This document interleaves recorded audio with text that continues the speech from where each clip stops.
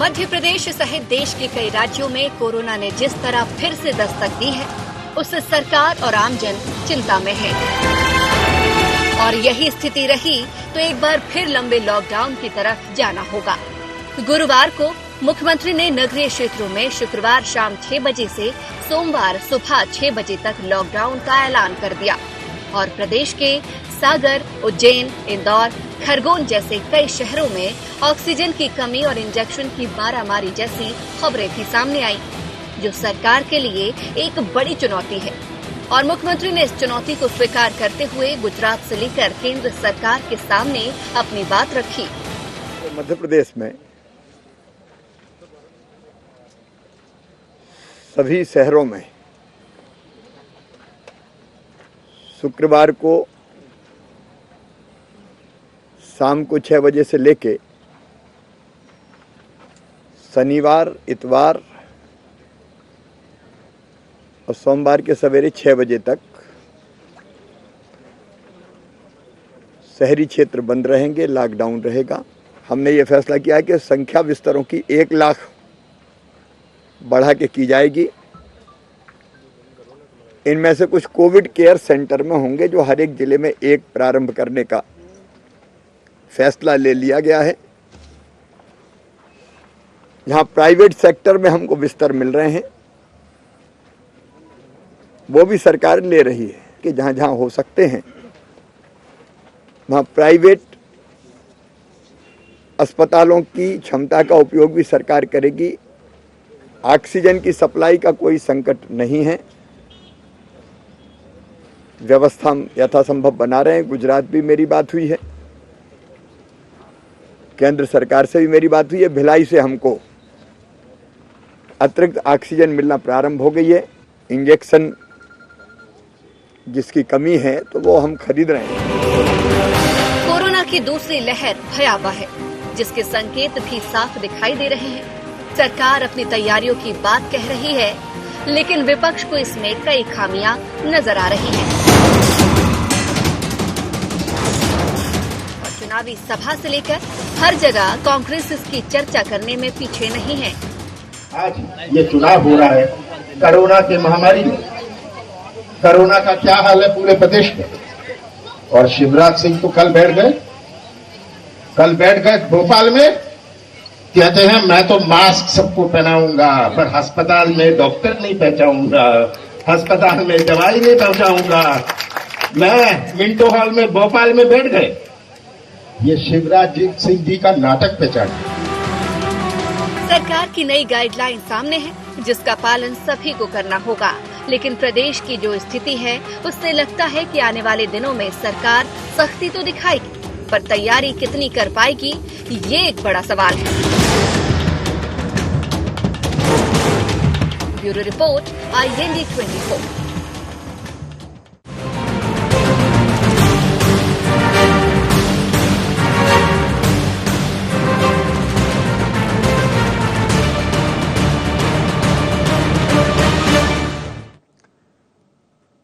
नमस्कार, IND agenda lock से down में आपका स्वागत है। मैं हूं आपके साथ नवीन पुरोहित। चर्चा को विस्तार देंगे, उसके पहले IND एजेंडा के मुख्य बिंदुओं की तरफ एक निगाह डालते हैं।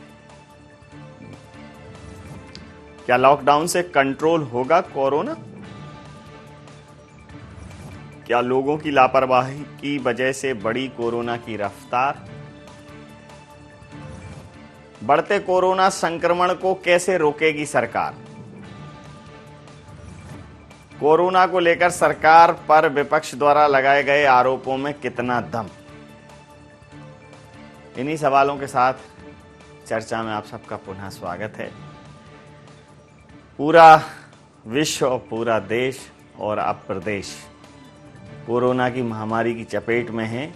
वैक्सीन के आ जाने के बाद फिजिकल डिस्टेंसिंग, जिसको कि सोशल डिस्टेंसिंग प्रचलित शब्द हो गया है, और सैनिटाइजेशन और अन्य जो एहतियात थे, वो इस प्रकार से लोगों के दिमाग से गायब हुए कि सब भूल गए। बिल्कुल आम जनजीवन जैसे पटरी पर आ गया हो, कोरोना नाम की कोई महामारी नहीं हो, मास्क नहीं लगाया लोगों ने, सोशल डिस्टेंसिंग, फिजिकल डिस्टेंसिंग का कोई पालन नहीं किया, सैनिटाइजेशन जैसी चीज़ें ख़त्म हो गई और उसका नतीजा ये हुआ कि संक्रमण फिर से पैर पसार चुका है और अब स्थिति थोड़ी गंभीर है।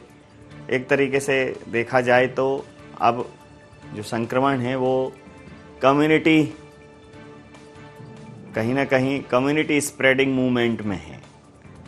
लगातार केस सामने आ रहे हैं, तो भोपाल की बात हो, इंदौर की बात हो, रायपुर की बात हो, सारे बड़े शहरों में, छत्तीसगढ़ में लॉकडाउन है, भोपाल के कोलार एक क्षेत्र है उसमें 8 दिन 10 दिन का एक लॉकडाउन लगाया गया है और तमाम सारे एहतियात सरकार बरत रही है। और इस बीच में दमोह छोड़कर बाकी पूरे प्रदेश में बाकी सारी गाइडलाइन जारी हैं, लागू हैं। दमोह में चूंकि चुनाव है तो चुनाव एक ऐसी दवाई है कि जब तक है तब तक कोरोना के लिए ढिलाई है और फिर उसके बाद कोरोना की वजह से वहाँ क्या होगा वो भगवान ही जाने। और इसमें दोनों लोग शामिल हैं। कांग्रेस भी जमकर रैलियां कर रही है, भारतीय जनता पार्टी भी रैलियां कर रही है और जो ऑर्डर भी निकला है उसमें दमोह को छोड़कर इस चीज़ को उसमें रेखांकित किया गया है। वहाँ जिला निर्वाचन अधिकारी यानी कि जिलाधीश महोदय निर्णय लेंगे। लेकिन इस प्रकार से ये जो सामुदायिक संक्रमण बढ़ रहा है कोरोना का और लोग इसका शिकार हो रहे हैं, तो जिस संख्या में हो रहे हैं, अगर वो दर नहीं रुकी तो निश्चित रूप से सरकार के माथे पर चिंता की लकीरें आना स्वाभाविक हैं। हालांकि शिवराज सिंह चौहान जी कह रहे हैं, जो प्रदेश के मुखिया हैं, कि सब व्यवस्थाएं हैं, प्राइवेट हॉस्पिटल्स को भी एक्वायर किया गया है और ऑक्सीजन की सप्लाई को लेकर भी जो समस्याएं थीं उन सारी प्रॉब्लम्स को सॉर्ट आउट किया गया है। तो लॉक से क्या कुछ अप डाउन होगा, लॉक से डाउन होगा या लॉक से हम अप हो पाएंगे, ये तो निश्चित रूप से गौर करने वाली बात रहेगी। तो इसी मुद्दे पर करेंगे चर्चा। हमारे साथ चर्चा में शामिल हैं कृष्ण गोपाल पाठक जी, मीडिया वार्ताकार हैं, मध्य प्रदेश भारतीय जनता पार्टी के। अवनीश बुंदेला जी, प्रवक्ता मध्य प्रदेश कांग्रेस के, हमारे साथ हैं। संदीप पौराणिक साहब, वरिष्ठ पत्रकार, हमारे साथ हैं। हम समस्त महानुभावों का बहुत बहुत स्वागत है। कृष्ण गोपाल जी, जब हमारे पास इतनी सारी सहूलियतें नहीं थी, 1 साल हो गया है सरकार को, तो जो आज मूलभूत ज़रूरतों के लिए थोड़ी समस्याएं आ रही हैं, अगर इसको लेकर थोड़ी चैतन्यता होती तो सुदूर अंचलों में भी व्यवस्थाएं की जा सकती थी। अभी थोड़ा पैनिक हो रहा है और अब ये पैनिक पॉलिटिकल पैनिक है या एक्चुअल पैनिक है, इस पर मैं नहीं जाऊंगा। लेकिन लगातार जो जनता के बीच में शब्द बाण जा रहे हैं, उससे जनता के अंदर एक तनाव आता है। सरकार कह रही है लेकिन घटनाएं सामने आ रही हैं। ये लॉकडाउन की ओर मुखातिब हो गए हैं, लॉक से लॉक तक। आपको क्या लगता है, इसको असफलता माने सरकार की? देखिए नवीन जी, निश्चित तौर पर कोरोना पैनिक हो रहा है, लेकिन मध्य प्रदेश सरकार ने इन परिस्थितियों से पहले भी निपटा है। जब कोरोना का पहला दौर था पिछले साल 22 मार्च से, जब लॉकडाउन लगा था, और अब फिर मध्य प्रदेश सरकार की पूरी तैयारियां हैं। हम जिला स्तर पर पहले भी हमने निःशुल्क कोविड सेंटर चलाने का काम किया था मध्य प्रदेश सरकार ने, और इस बार भी जिला स्तर पर निःशुल्क कोविड सेंटर चलाने की पूरी तैयारी है। कहीं कहीं प्राइवेट अस्पतालों का भी सहारा लिया जाएगा और मुख्यमंत्री जी ने साफ तौर पर बोला है मध्य प्रदेश में किसी भी मरीज को जो कोरोना से पीड़ित है, किसी भी प्रकार की आवश्यक सुविधाओं में, चाहे दवाइयों का मामला हो, चाहे ऑक्सीजन का मामला हो, चाहे बिस्तरों का मामला हो, कोताही नहीं आने दी जाएगी, ना ही कमी आने दी जाएगी। और मैं समझता हूँ कि इस समय जो देश और दुनिया, केवल मध्य प्रदेश ही नहीं, पूरा देश और दुनिया इस महामारी का जिस तरीके से सामना कर रहा है, पिछले दौर में भी जो पिछला कोरोना का अटैक था, मध्य प्रदेश ही नहीं, आ रही है, कमी आ रही है। नवीन जी, किसी भी प्रकार से ऑक्सीजन की ना तो कमी आने दी जाएगी, इंजेक्शन भी लोगों को, जो कोरोना वैक्सीनेशन है, समय पर कराया जाएगा। कोरोना वैक्सीनेशन समय पर ना हो पाने का एक बहुत बड़ा कारण रहा है नवीन जी। आपको ध्यान होगा, जब कोविड शील्ड और एक और दूसरा जो वैक्सीन है मार्केट में आया था, बाजार में आया था, अस्पतालों तक पहुंचा था, तो किस प्रकार से मध्य प्रदेश में ही बंटाधार मिस्टर दिग्विजय सिंह जी ने उसको संदेहास्पद और शंकास्पद बनाने का काम किया था, उसकी विश्वसनीयता को गिराने का काम किया था। कहीं ना कहीं लोगों में उसकी विश्वसनीयता को लेकर जो प्रश्न चिन्ह और संदेह का वातावरण दिग्विजय सिंह जी ने पैदा किया, कांग्रेस पार्टी के अन्य नेताओं ने पैदा किया, निश्चित तौर पर उसी का आज नतीजा है कि वह वैक्सीनेशन मध्य प्रदेश ही नहीं पूरे देश में बहुत ही धीमी रफ्तार से लोगों ने कराया। और आज जब लोगों की आंखें खुली है उस वैक्सीन पर से 45 की वो करके आपने रखी है, अब तो 30+ वही आ रहे हैं, खूब कोरोना का शिकार हो रहे हैं, तो आप उसको बदलिए ना, उस केंद्र सरकार को आग्रह करिए। नरेंद्र जी, बिल्कुल केंद्र सरकार लगातार और राज्यों की सरकार भी, कोई भी राज्यों की सरकार और निश्चित तौर पर वैक्सीनेशन के लिए अब बहुत तेजी से प्रयास कर रही है।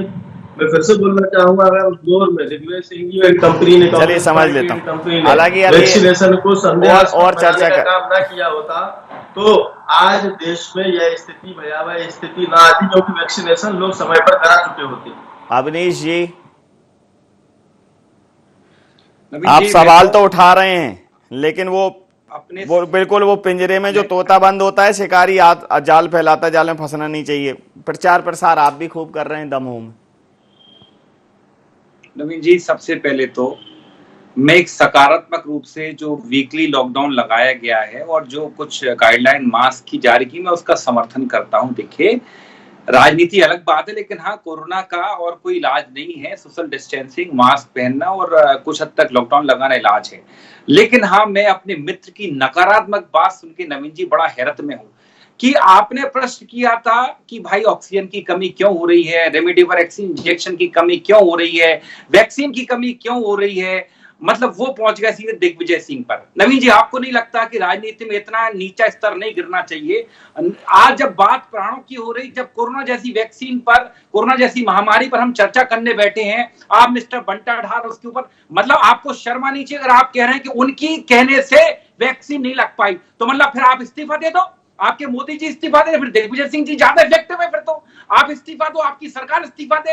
अगर एक व्यक्ति के कहने से, एक तरफ तो कहते हो कि हमारा संगठन है, हमारे वासुदेव कुटुंब है, हम जाकर प्रचार, हम घर घर जाकर प्रचार प्रसार करते हैं, और अगर आप इस तरह की गंदी बात कर रहे हो, केजी भाई चुप रहे, जरा सुन ले। मैं आपके बीच में नहीं बोल रहा हूं, आपको बोल रहा हूं, बड़ी निर्लज्जता भरी शर्म आपको आनी चाहिए, क्योंकि आप लोगों ने ये पूरी दुनिया जानती है, मिस्टर बंटाधार दिग्विजय सिंह, मिस्टर बंटाधार कांग्रेस पार्टी ने वैक्सीनेशन को संदेहास्पद बनाने का काम किया। आप पलट नहीं सकते। पूरी दुनिया ने, पूरे भारत ने, पूरे मध्य प्रदेश ने दिग्विजय सिंह कंपनी का कोरोना वैक्सीन को लेकर संदेह आपका ऑब्जेक्शन सस्टेन। लेकिन मेरी बात तो सुनिए, अरे मेरी बात तो सुनिए, आप कह रहे हो, अरे आप मेरी बात तो सुनिए, आप कह रहे हैं ऐसे नकारात्मक व्यक्ति को, अब कोरोना की तो जांच है, RT-PCR है और एक वो रैंडम टेस्ट भी हो जाता है। अब कोई नकारात्मक बात करेगा, इसकी कोई जांच है? कई बार आप भी कर देते हो। मुद्दा ये है, नवीन जी एक बात बताओ। हाँ। नवीन जी नहीं, आप तो कहो ऐसी कोई गाइडलाइन करवा दो, आप तो जनसंपर्क विभाग से जारी, तो हम प्रवक्ताओं की जांच करा के बिठाने लगेंगे, भैया इनका टेम्परेचर ले लो। इसमें मिस्टर बंटाढार कहां से आ गए? मुझे आप जवाब दें। अरे मैं कहां से आ गए, ये तो वो लाए। मेरा कहना ये था, मेरा, अरे कृष्ण गोपाल जी, दिग्विजय सिंह जी को छोड़ दीजिए, दिग्विजय सिंह जी को, अरे सुनो तो, आप मेरी बात तो सुनो अवनीश जी, अवनीश जी मेरी बात तो सुनो, मेरी बात तो सुनो अवनीश जी, अवनीश जी, समर्थन देने की बजाय अवनीश जी, तो चाहिए आपको। अरे आप लोग मेरी बात सुनो, आप लोग मेरी बात सुनो, आप लोग मेरी बात तो सुनो, मेरी बात सुनो, आप अलग से कर लेते हैं। अरे मेरी बात तो सुनो अवनीश जी, मेरी एक बात का, अवनीश जी मेरी एक बात का जवाब दो, अवनीश जी मेरी एक बात का जवाब दो। क्या कांग्रेस के सिर्फ दिग्विजय सिंह जी नहीं, कांग्रेस के अन्य बहुत बड़े बड़े दिग्गज नेताओं ने जब वैक्सीन आई तब ये नहीं कहा कि इसको पहले प्रधानमंत्री लगवाएं या बिल्कुल मुख्यमंत्री लगवाएं? देखिए आप बताइए, एक क्वेश्चन, आप एक बात बताइए कि कोई कंपनी जो दवा निर्माता कंपनी है, उसकी अपनी एक प्रोसीजर है, उसका अपना एक सिस्टम है, चाहे वो सीरम इंस्टीट्यूट हो या कोई और, तो अगर उन्होंने वो दवा लॉन्च करी है जिसको सारे मेडिकल पैरामीटर्स पर परखा गया है, आपका भी मेडिकल पैरामीटर क्या हो गया कि भाई मोदी लगवा लें तो चीज ओके है, तो आपको नहीं लगता कि ये मोदी फोबिया है, या भारतीय जनता पार्टी के बड़े नेता लगवा ले? ये क्वेश्चन आपने उठाया था कि नहीं उठाया? देखिए नवीन जी, दिग्विजय सिंह जी की बात नहीं, विपक्ष हमेशा ऐसे प्रश्न उठाता है, और मनमोहन सिंह जब प्रधानमंत्री थे या यहाँ कमलनाथ जी मुख्यमंत्री थे तब भी इन्हें इस तरह के प्रश्न उठाए हैं। बात ये देखिए, हरियाणा के मंत्री ने, लेकिन आप भी क्या है, आप भी सुनिए कृष्ण गोपाल जी, आप भी क्या कर रहे हैं, आप भी बहाना ढूंढ रहे हैं, आप भी बहाना ढूंढ रहे हैं कि भाई एक बात बताइए। चलिए मैं अब इनसे भी पूछ लेता हूँ, ये सब देखिए नवीन जी, मुझे अरे मेरी बात सुनो, सबकी दोनों लोगों की बात समझ में आती, दोनों इनकी भी सुन। अच्छा आप एक बात बताइए, नहीं होगा, आपने कहा कि दिग्विजय सिंह जी के कहने से या किसी के कहने से नहीं लगवाई, तो आप मुझे ये बता दीजिए, जैसे आपने बताया कि आंध्रा में या महाराष्ट्र में, सुन तो लीजिए अवनीश जी, कृष्ण गोपाल जी से पूछ रहा हूं, अवनीश जी सुन लीजिए, कृष्ण गोपाल जी से ही पूछ रहा हूं कि जैसा आप कह रहे हैं कि दिग्विजय सिंह जी के कहने से वैक्सीनेशन एकदम आधा हो गया या उससे भी कम हो गया, तो जैसा कि आंकड़े आपने जारी किए हैं कि भाई आपने महाराष्ट्र को इतनी वैक्सीन दी थी लेकिन इतनी वेस्टेज हो गई, आंध्रा को इतनी दी थी इतनी वेस्टेज हो गई, आप बता दीजिए मध्य प्रदेश को कि भाई दिग्विजय सिंह जी ने कहा पहले तो 1 करोड़ 1.5 करोड़ डोज दिए थे लेकिन दिग्विजय सिंह जी की वजह से नहीं हुए, इतने वेस्टेज हो गए। आप ऐसा कोई आंकड़ा बता पाएंगे कृष्ण गोपाल जी? देखिए नवीन जी, बड़ी लज्जा भरी बात है कि कांग्रेस पार्टी ने 140 करोड़ लोगों के स्वास्थ्य से जुड़े मामले को और उनको फायदा देने वाली वैक्सीन को संदेहास्पद और शंकास्पद बनाने का काम किया, उसकी विश्वसनीयता को गिराने का काम किया। ये इस आरोप से भाग नहीं सकते हैं। महाराष्ट्र में किसकी सरकार है? कांग्रेस पार्टी की सरकार है। अभी सेकंड राउंड में इसको सॉर्टेड आउट करते हैं। मैं जरा संदीप जी से समझ लेता हूं। नवीन जी मैं इनकी इस बात पर फिर आपत्ति लेता हूं। आपकी आपत्ति स्वीकार है, आपकी आपत्ति पर चर्चा करते हैं। नवीन जी, आपकी आपत्ति पर मैं चर्चा आ रहा हूँ आपकी आपत्ति स्वीकार है और आपकी स्वीकार है, लेकिन अभी पहले आप संदीप जी को सुन ले, संदीप जी को सुन लीजिए, संदीप जी को सुन लीजिए। अरे एक थर्ड ओपिनियन, एक्सपर्ट ओपिनियन। अरे मेरे कोरोना वॉरियर्स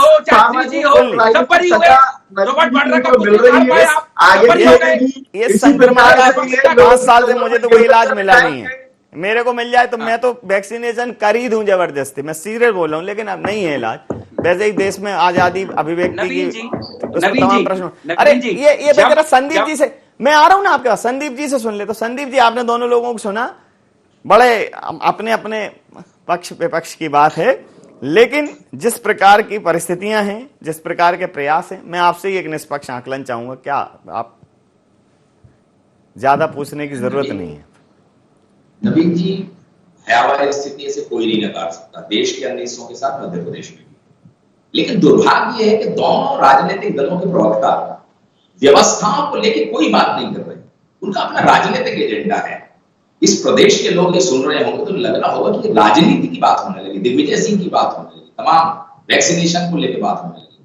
आज क्या स्थितियां हैं? क्या वाकई में ऑक्सीजन कहां कम हो रही है? इंजेक्शन लोगों को नहीं मिल रहे हैं? क्या हालात है?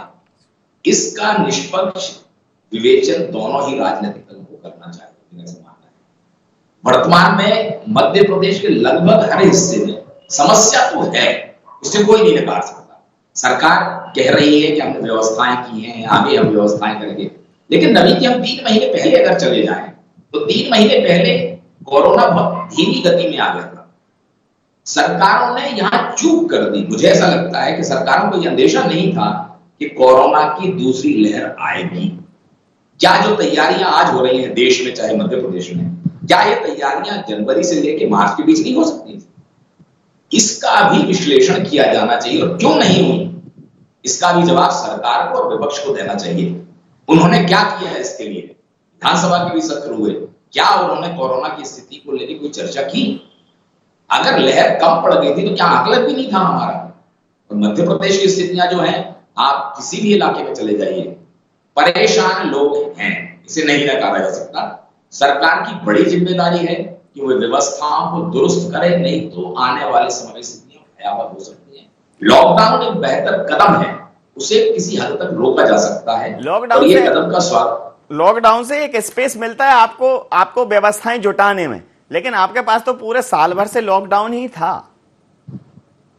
यही तो नवीन जी मैं कह रहा हूं आपसे, सही कि कहा। आकलन चाहे सरकार हो, चाहे स्वास्थ्य विभाग हो, चाहे प्रशासन हो, किसी ने भी इस चीज का आकलन नहीं किया। ये स्वास्थ्य विभाग की गंभीर चूक है। और प्रभुराम जी तो ठीक है, प्रभुराम जी इतना चला रहे मालूम नहीं, लेकिन प्रभु भरोसे तो है अव्यवस्था। पूछ लेता हूं कृष्ण गोपाल जी, क्या स्वास्थ्य विभाग के पास आंकड़े नहीं थे कि किस स्थिति में चीजें बढ़ रही हैं? मतलब एक बार वैक्सीन आ गई और क्या लोगों को जो अभी चेताने के प्रयास किए जा रहे हैं तब नहीं चेताने की जरूरत थी कि देखिए ये वैक्सीन आ गई मार्केट में या लॉन्च हो गई, उससे आप ठीक नहीं हो जाओगे, अभी वैक्सीनेशन के चरण चलेंगे। लोगों को उस समय ज्यादा ध्यान देने की जरूरत थी। फिर जब लॉकडाउन खोला तो सिलसिलेवार खोलने की जगह एकदम ही खोल दिया गया। अब फिर तो आपको नहीं लगता कि, और फिर स्वास्थ्य विभाग के पास तो आंकड़े होने ही चाहिए थे, तो उनके पास तो बस उतने ही आंकड़े होंगे कि रायसेन से कितने में जीत के आए, पिछली बार कितने से जीते थे, इस बार कितने से जीते। तो आप ये बताइए कि प्रभुराम जी का कुछ इस पे अभी तक, देखिए इतनी बड़ी विभीषिका पे प्रभुराम जी के शब्द, मुंह से 2 शब्द मैंने तो सुने नहीं मीडिया में। तो अब ये प्रभुराम जी के हिसाब से चल रहा है कि प्रभु भरोसे चल रहा है? प्रभु भरोसे चल रहा है तो हम भी भजन करेंगे, सवाल उठाने ही जाएंगे। और प्रभुराम जी के हिसाब से चल रहा है तो आंकड़े प्रस्तुत करिए।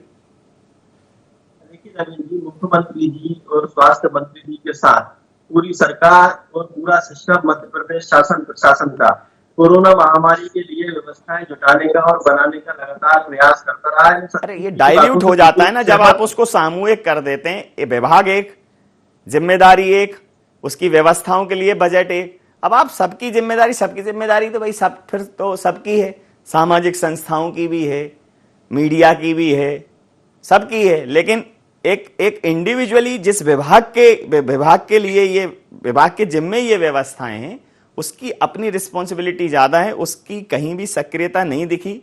इस बात से अगर आपके पास कोई इसका स्टेटमेंट है इसके सपोर्ट में तो एक अलग मसला है, मुझे नहीं दिखी है, लोगों को नहीं दिखी है। नवीन जी, चाहे मुख्यमंत्री जी हो, चाहे स्वास्थ्य मंत्री जी हो या स्वास्थ्य अमला हो, लगातार देश और प्रदेश, मध्य प्रदेश की जनता जनार्दन को कोरोना महामारी से लड़ने के लिए सुविधाएं और फैसिलिटी देने का काम करता रहा है। कौन नहीं जानता कि मध्य प्रदेश के प्रत्येक जिले में पिछले दौर में भी कोविड सेंटर निःशुल्क चलाने का मध्य प्रदेश शासन ने काम किया है। कोई भी व्यक्ति कोरोना पीड़ित ऐसा व्यक्ति मध्य प्रदेश में नहीं रहा है जिसको समय पर कोरोना के उपचार की व्यवस्थाएं न की गई हो, चाहे प्राइवेट अस्पताल लाया करने का समझ लेता हूँ। अच्छा, आप समझ लेता हूँ, आपसे समझ लेता हूँ। अवनीश जी, ढेर मुद्दे थे विधानसभा में, क्या आपने इस पर ध्यानाकर्षण के लिए बात की? क्या इस विषय में कोई गंभीर बात की? जिम्मेदारी अगर मुख्यमंत्री महोदय की है तो संवैधानिक पद पर कमलनाथ जी भी हैं, वो भी नेता प्रतिपक्ष हैं, वो मुख्यमंत्री जी के भाषण और रैलियों पर सवाल उठा रहे हैं और भाषण देते ही हुए ही सवाल उठा रहे हैं। दूसरा, कांग्रेस बड़ी संख्या में 97 उनके विधायक हैं और पूरा आपका पार्टी का अपना एक अमला है, वो कहां इस संक्रमण को रोकने के लिए एक अलग नजीर प्रस्तुत करता हुआ कहीं नजर आया हो तो एक आध उदाहरण आप बता दो। लेकिन नवीन जी, सबसे पहली महत्वपूर्ण बात हमने बार बार कहा है, जब ये जैसे ही कोरोना कुछ हद तक कंट्रोल हुआ सितंबर अक्टूबर में, जब दोबारा फैलना शुरू हुआ तो आपने देखा होगा उस दौरान सरकार ने 50 कोविड सेंटर उठाकर बंद कर दिए। आप देखिए, जनता से स्वास्थ्य आग्रह कर रहे हैं, मतलब जनता से सहयोग मांग रहे हैं और जनता की विश्वसनीयता पे सवाल उठा रही है वही जनता है नवीन जी। इसने 70 दिन का लॉकडाउन झेला, आपके कहने पे ताली थाली बजाई, मोमबत्ती जलाई, बकायदा नोटबंदी भी चली। इसके बाद अब जनता से कितना सहयोग चाहेंगे? जनता आज भी सहयोग करे नवीन जी, लेकिन सबसे बड़ी लापरवाही सरकार की है कि आपने मैंने जो सवाल पूछा है बंद कर दी। आपकी भूमिका कहाँ है? आपके इनके पास सकारात्मक नकारात्मक बातें करने के अलावा इनके पास कोई काम नहीं बचा है। नकारात्मक इनसे कहे नकारात्मक नेता, नवीन जी मैं इनके बीच में नहीं बोला हूँ, और टूल किट वाले नहीं, नेता के बीच में नहीं बोला। कांग्रेस पार्टी इस तरह से चर्चा नहीं हो वाले पाएगी। लोग ये एक इनको टाइम देने मिनट आप का कोई सुन तो कोई लीजिए सकारात्मक कृष्ण गोपाल जी, बात नहीं। कृष्ण गोपाल जी सुन लीजिए, आपका हो गया था ना तो जी। सकारात्मक बातें भी बोले नवीन जी। अरे सकारात्मक जनता को निर्णय कर लेने दीजिए, आप थोड़ी सकारात्मक नकारात्मक का मैं आपको सर्टिफिकेट आपके देंगे। असलियत बता रहा हूँ, ना- ऑक्सीजन उपलब्ध करा नहीं पा रहे हो आप, इंजेक्शन उपलब्ध करा नहीं पा रहे हो, वोट आप चाहिए युवाओं से, SpO2 आप देखते 18 रहिए, साल के युवाओं से, आपके और ब्लड का वैक्सीन दे रहे हो ऑक्सीजन 45 लेवल साल वालों 94 को। से नीचे नहीं शर्म आनी जाना चाहिए। चाहिए। आप जब कहते बेशर्म सत्ताधारी पार्टी वालों को, बेशर्म लोग हो आप, झूठे लोग हो, मैं तो स्पष्ट कह रहा हूँ। टूल किट वाले एक लोग- बात मुझे मेरा प्रश्न पार्टी अभी के भी लोग- मेरा प्रश्न अभी भी वही है कि ये बेशर्म, आपने इनको बेशर्म कह दिया, झूठा कह दिया। आप शर्मसार हैं, आप इज्जतदार हैं, पानीदार हैं, आपके जनता के प्रति जवाबदेही है। आप सरकार नहीं कर रही थी, आपने क्या किया विपक्ष होने के नाते, मुझे बस इतना बता। नवीन जी, विपक्ष का जितना रोल होता है हमने किया, जैसे आज किया है, चलिए आपसे पूछ। हाँ, सर किया है, मैं देखिए मैं तो बोलूंगा नहीं, आजकल एंकर ही सब कर रहे हैं। मैं पहला एंकर हूं जो कुछ नहीं करता हूं, मैं एजेंडा भी बहुत मुश्किल से करता हूं, सीरियस नोट पे बता रहा हूं। मैं जरा मैं कह तो रहा हूं, मेरे तो एडिटर इन चीफ मुझे कहते हैं कि भाई एजेंडा करना है, इसलिए करना पड़ता है, समझ रहे हो आप, तो इसलिए मैं तो विश्लेषण पे जाऊंगा ही नहीं। विश्लेषण के लिए संदीप जी बैठे। संदीप जी आप बताइए, जो विपक्ष को करना था कर दिया विपक्ष ने। रैलियों पे रैली करते हुए रैलियों पे प्रश्न उठाए जा रहे हैं कि बताइए आप रैली का सिर्फ विपक्ष कर रहा है। नवीन जी, रैली का सिर्फ विपक्ष कर रहा है। अरे तो लो, अरे मैं ले लो तो भैया पहला पत्थर वो मारे जिसने पाप न किया हो, जो पापी ना हो। एक गाना सुना था, यारो तुम इंसाफ करो और जाने क्या माफ करो, पहला पत्थर वो मारे जिसने पाप न किया हो, पापी ना हो। ज्ञापन देखिए आए हैं। अरे शिवराज सिंह चौहान जी ने घोषणा की थी कि हम ऑक्सीजन अवनीश जी, संदीप जी को समझ लेते ना, संदीप जी को समझ लेते हैं भाई सरकार और विपक्ष क्या कर रही है। मैंने कहा ना, मैं तो एजेंडा मुश्किल से करता हूं, इसलिए ज्यादा विश्लेषण पे जाऊंगा ही नहीं। मैं तो संदीप जी समझ लेता हूं, मैं तो समझ के कर रहा हूं ना। संदीप जी। नवीन जी, ये एक ऐसा मौका है, दमोह के उपचुनाव की बात करते हैं। दमोह के उपचुनाव में सरकार पर आप आरोप लगा रहे हैं, वो रैलियां कर रहे हैं, आप भी तो कर रहे हैं। क्या आपने ऐसी नजीर पेश की? आप ये कह सकते थे कि 16 तारीख तक कोई कार्यक्रम नहीं होगा, दमोह में भी लॉकडाउन होगा, 17 को सीधे मतदान होगा। विपक्ष एक नजीर पेश कर सकता था, लेकिन दुर्भाग्य है हमारे देश का और प्रदेश का कि राजनीतिक दलों को। संदीप जी, सिर्फ विपक्ष नजीर पेश कर, सत्ता पार्टी का कोई फर्ज नहीं है। नहीं, मतलब 5 राज्यों में चुनाव हो रहे हैं। अरे मेरी नहीं करो, अरे मत करो विपक्ष में मत करो, भाजपा नहीं करो। अरे हम तो कह रहे हैं मत करो। अब तो राजनीति सुन तो लीजिए, यहाँ तो नजीर पेश कर दीजिए। अरे अवनीश जी यहाँ तो नजीर पेश, अवनीश जी यहाँ तो नजीर पेश कर दीजिए। अवनीश जी यहाँ नजीर पेश कर दीजिए। अवनीश जी यहाँ नजीर पेश कर दीजिए। देखिए आप मेरे से कह लीजिए, मेरे पे सारे आरोप आपके एक्सेप्ट हैं कि मैं झुका हुआ हूँ, मैं दबा हुआ हूँ, मैं सपोर्टर हूँ, मेरा एजेंडा चल रहा है, मैं सम्मान आसंदी का सम्मान करिए, आसंदी का सम्मान। अरे सही, अरे ये जो एकदम चुभती है ना, उस बात में थोड़ी सी सच्चाई होती है। कड़वी बात चुभती है, थोड़ा है ना, हम कह नहीं पा रहे हैं डर। तभी तो मैं कह रहा हूँ चुभती है। तो सुनिए, तो अब सुन तो लीजिए, दमोह की आपको बात चुभ रही है। सुन तो लीजिए, थोड़ा और सुन लीजिए जी। दबा में अच्छी होती। अरे सुन लीजिए, चर्चा खराब मत करें जी।